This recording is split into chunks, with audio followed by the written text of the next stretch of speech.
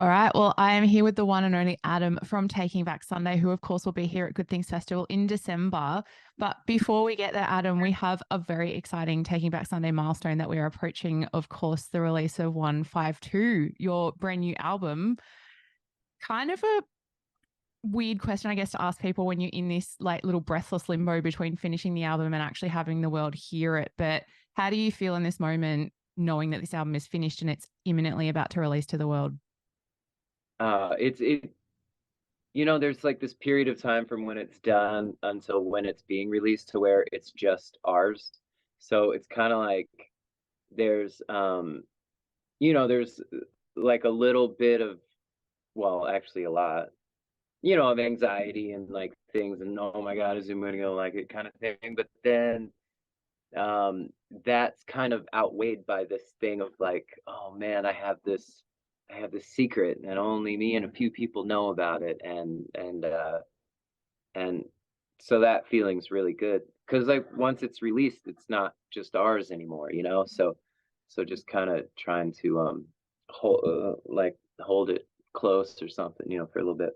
Yeah, I think that's a really nice way to put it. And I think after all this time, it's not that you want people to be nervous or anxious about things, but it does show that no matter how long you've been doing something creative, like having that feeling, I think just does show how much you still care, which is inspiring in itself. Because I think if you lose that, you probably kind of have lost the spark for it. So it's exciting to hear that you do have that after, a pretty substantial career to date. It's really exciting to hear.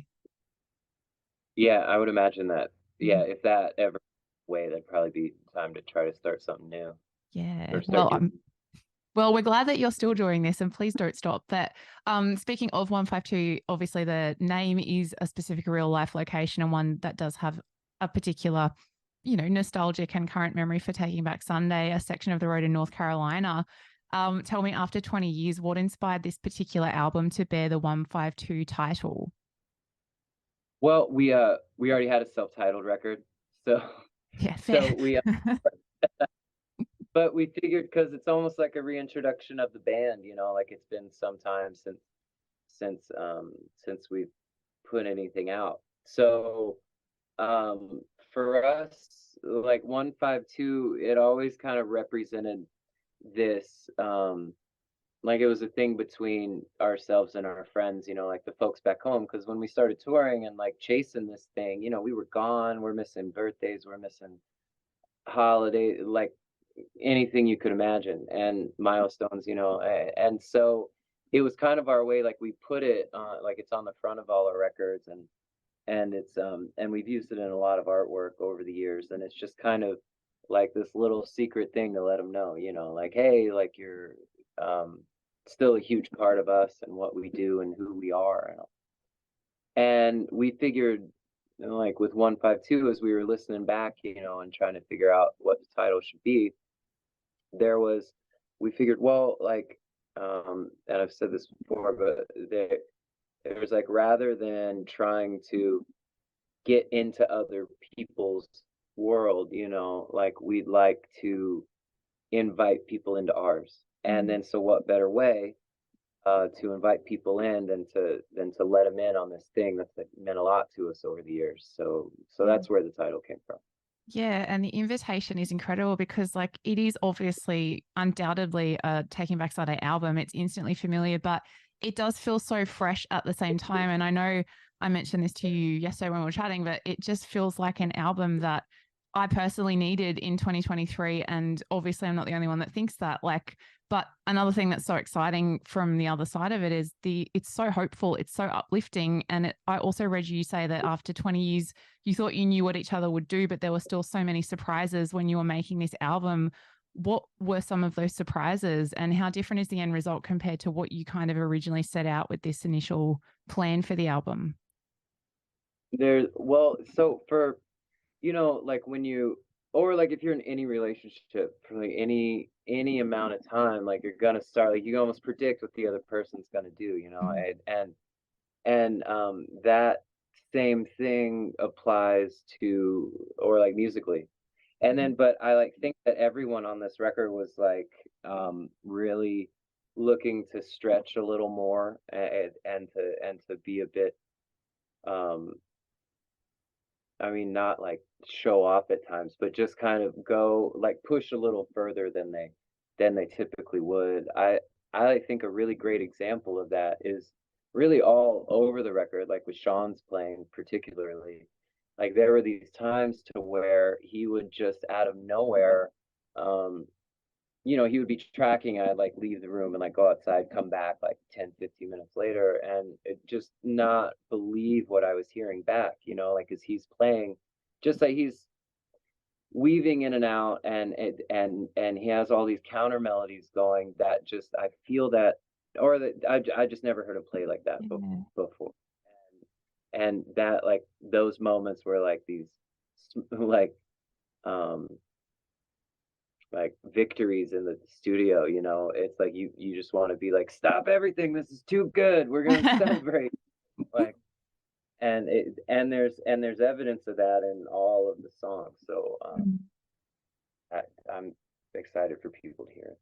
Yeah, and again, it's another exciting thing that after all this time, it gives us all hope in so many facets of our lives that you can still keep surprising each other. Because, like you said, like a band is essentially a relationship just with a few more people involved. And there's so much that you're kind of obviously balancing at all times. And to still be exciting each other and surprising each other is a really, really exciting fact. And another exciting fact is that we are going to also have the band here in December for Good Things Festival.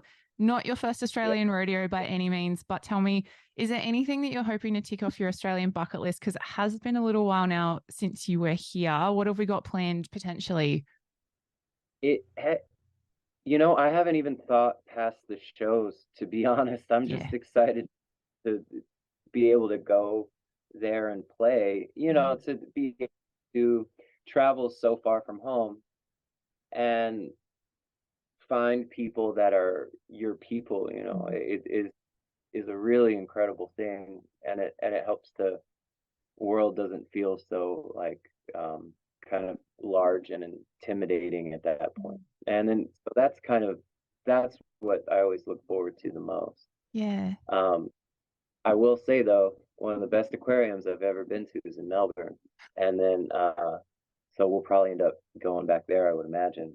Or we've probably been like 4 times now. Yeah, I know the exact one you mean, and I'm the same every time I go there. Everyone's like, "Why do you want to go to the aquarium again?" And I'm like, "Why would you not? It's the best." Yeah, yeah. See the whole thing. Yeah, they have that rad tunnel. But Yeah. Yeah, well, that's going to be exciting. And I know so many bands who are on the lineup have listed yourselves as their must see bucket list so far, and the people I've been speaking to. So I feel like there's going to be a lot of love coming all the oh, ways at Good Things. But before I let you go today, I've been asking everyone as well, bit by bit, as we've been interviewing people ahead of Good Things. What is your most important item for you to have with you when you're touring and playing festivals? What is an essential item you want to have with you at all times to help you, just keep the vibes going, keep yourself sane, get through the days? oh. I thought you were just meaning like for tour in general, and I was like, well, a toothbrush. You need a toothbrush. But I always carry around this little like those little field note thing. Here, I'll show you. Like one of these little bitty notebooks. And then because especially when you're at like a festival or something, sometimes you got to go analog. And they uh because you're out there all day, you might have forgotten to charge your phone, something like that. And then so that way you have a way to, I mean, still catalog what's happening around you. There's also like I just recently found these little pens. They're like real small, like short, like as opposed to say like a real pen that I have to and they fit in your pocket nicely. Sign me up. I'm constantly having pens just spilling out of all my bags. And I remember at Good Things last year, I did have to stand up on a shipping container to get reception at one point, just because I think everyone Oh, decided to text everyone. So analog is king. I think you're onto something. yeah, yeah, yeah, man, that's the way to go. Yep. See, because then what if there's something you just have to share with your friend, but your friend couldn't make the festival, they're busy, life's happening, and you're there, but you just got to tell them, can't get any reception, everybody's using the same tower. What do? You write it down in your little notebook and you wait. And then you either read it to them when you have service later or you send it through the post, Yeah. which This that is would probably just all together. Yeah, this is actually probably the most useful one I've had of these. So thank you very much. You've just changed my whole festival experience that is going to happen in December. But obviously, a lot of exciting things are going to happen between now and then. 152 is obviously out October 27. Adam, thank you for the chat, and we cannot wait to have you back here in December. Yeah, I can't wait to be there. Thanks for taking the time. Thank you.